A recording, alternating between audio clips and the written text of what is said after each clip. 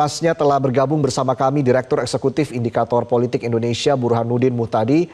Selamat malam, Mas Burhan. Malam, Reza. Ya, Mas Burhan, meski belum ada putusan resmi dari KPU, tapi apakah hasil rekapitulasi suara di 6 kabupaten kota ini sudah bisa menggambarkan bahwa Pram Rano unggul dan Pilkada Jakarta selesai dalam satu putaran, Mas Burhan? Ya, secara umum hasil rekapitulasi suara di tingkat kabupaten kota di Jakarta itu sudah sangat mirip dengan hasil yang diunggah oleh KPPS. Waktu itu sempat dicatat oleh para pengawal suara, misalnya organisasi Jaga Suara yang mencatat perolehan Pram Rano 50,07%. Jadi 50% plus 2.900 suara.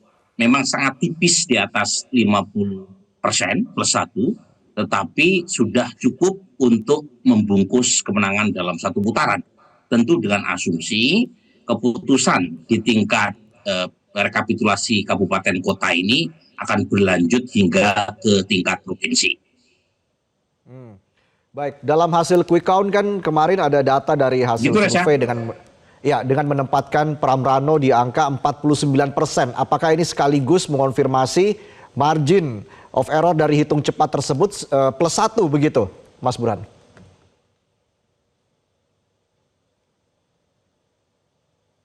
Jadi membaca margin of error, terutama dalam quick count, memang perlu pengetahuan khusus ya, Reza ya. Jadi begini, dari 9 penyelenggara quick count itu angkanya variatif. Yang paling pesimis adalah Kompas, yaitu 49,49%.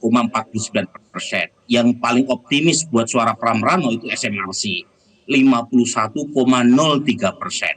Sementara 7 organisasi yang lain itu kisaran antara 49 sampai 51%. Nah, karena margin of error tiap lembaga beda-beda, tetapi umumnya 1% plus minus 1% ke atas atau 1% ke bawah, maka kisaran 49 sampai 51% itu tidak signifikan secara statistik. Nah, sejak hari pertama saya berusaha untuk mengumpulkan, Reza, hasil quick count dari lembaga-lembaga, termasuk quick count yang indikator lakukan, itu menarik tuh. Jadi kisaran Pram Rano setelah digabung perolehan estimasi dari 9 lembaga yang melakukan quick count itu di angka, ini saya baca tepatnya ya, di angka 50,17%. Ini suara gabungan nih dari 3.700 TPS yang terpilih secara sampel oleh 9 lembaga yang melakukan quick count. Jadi di atas 50 ya, karena tadi suara Kompas atau indikator dalam estimasinya itu kan dalam range ya. Sementara 7 yang lain umumnya di atas 50%. Nah, berapa margin of error dari gabungan lembaga-lembaga yang melakukan quick count di Jakarta?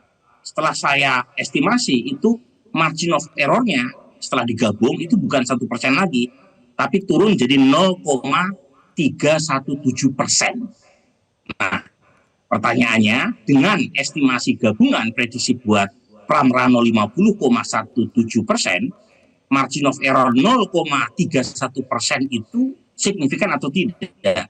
Ternyata tetap tidak signifikan. Karena kalau misalnya 50,17% dikurangi 0,317% ke bawah, ya kan, membaca margin of error itu dalam kisaran ya, dalam range, itu tetap di bawah 50%. Tetapi bisa saja 50,17% tadi plus 0,317%. Bisa ke atas, bisa ke bawah.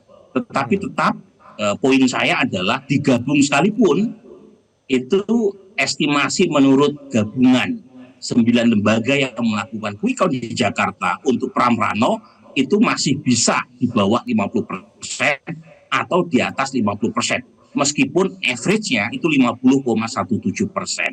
Tetapi lagi-lagi gabungannya kan rata-ratanya 50,17%. Karenanya saya waktu itu berkali-kali mengatakan, meskipun feeling saya ini satu putaran, tetapi quick count tidak bisa memberikan bukti yang meyakinkan untuk kemenangan satu putaran buat Mas Pram. Dan karenanya PD Perjuangan dan tim pendukung Mas Pram itu harus menjaga hasil supaya tidak terjadi kecurangan yang membuat siapapun merasa tidak diperlakukan secara adil. Ya.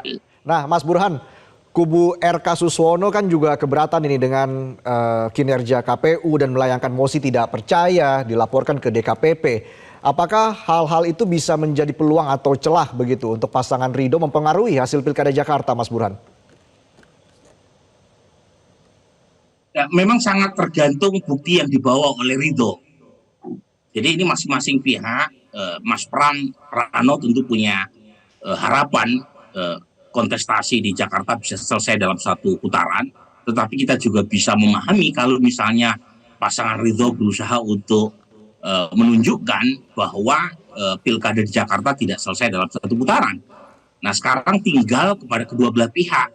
Karena hasil quick count tidak bisa memberikan bukti yang meyakinkan, sekarang tinggal adu kuat antara kedua belah pihak.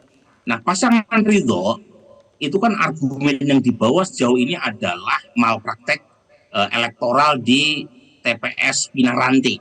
Ya, tetapi kita tahu yang dipersoalkan adalah 18 suara yang dicoblos sesuai dengan instruksi KPPS, kemudian dilakukan oleh penyelenggara TPS tempat ke pasangan 03. Tetapi jumlahnya kan 18. Sementara yang harus dibuktikan adalah plus 50% plus, yaitu 2.900 suara yang membuat Mas Pram bisa unggul dalam satu putaran.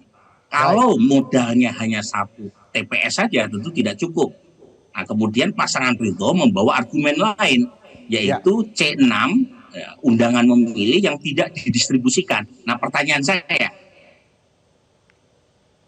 apakah undangan C6 tadi itu sengaja tidak didistribusikan khusus buat pemilih dari pasangan Ridho atau tidak? Kalau misalnya bersifat random, ya tentu saja kita akan nantikan perkembangannya seperti apa ya, Mas Burhan. KPU tidak merasa perlu untuk Ya, baik. Terima kasih Mas Burhanuddin Muhtadi atas waktu Anda dalam Prime Time News malam ini. Selamat malam.